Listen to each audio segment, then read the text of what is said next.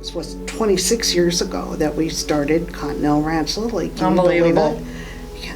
I don't know. I don't know where the time went. It can't be 26 years old. We're not that old. Not me. Yeah. Then I wanted to talk about, the process that we went through and the community and what we all did. And I remember families coming to us and saying, we want one out here. We want our own Little League. Mm-hmm. And the process that we went through, going through our district Little League, mm-hmm. them helping us with the process and telling us what we need, picking out the boundaries, all of that.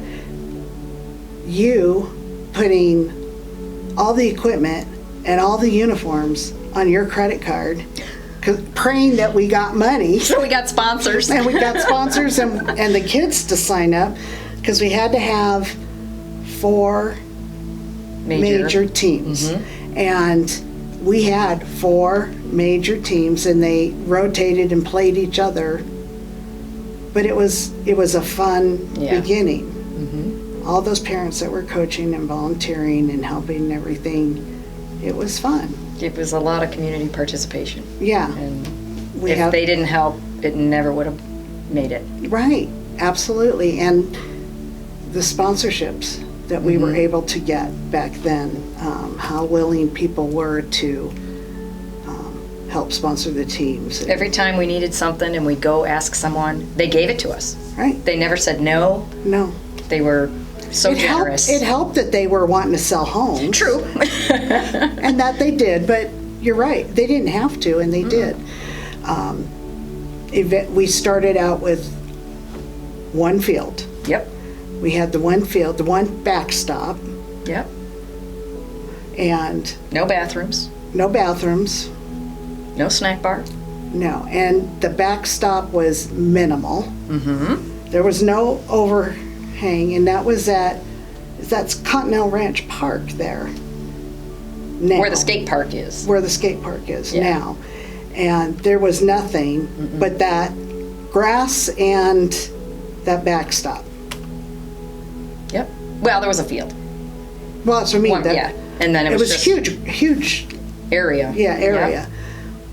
And we had to go to the association and get approved to use it, because at that time it belonged to the HOA. Mm-hmm.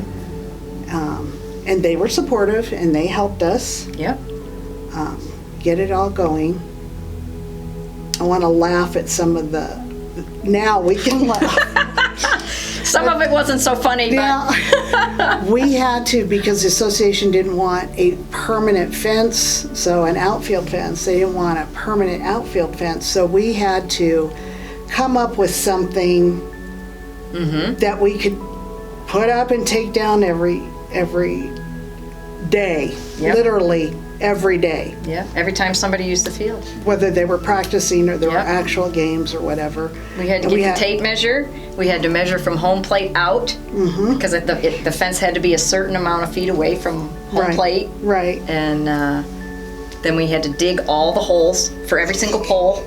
We'd put a sleeve in it. Yeah, there was a sleeve in the ground. Thank God. And then we put the poles in, and then we had the orange netting plastic fence. The temporary fence stuff that actually worked. It did. It did the job, and it was also that we could work within all the rules that were being set for us, because they didn't want that fence up because there was soccer being played there and other stuff going on as well. So every day we'd haul that. I wish I could remember how many feet it was. It was long. I just remember we finally got to the point where it was like clockwork. We'd get ready to take it down, and one person would pull it off and lay it on the ground, and the other person was pulling the poles, and then another person was rolling up the plastic, and then we took it all to the shed that was donated. Yes, the Tough Shed. Yep. Was donated by Tough Shed. Yeah. I mean, we called people and they would be, yeah, sure, we can donate one. Well, how big do you need it? Mm-hmm. Right? And then we'd tell them, well, we just, probably need it for this long. And they said, just go ahead and keep it.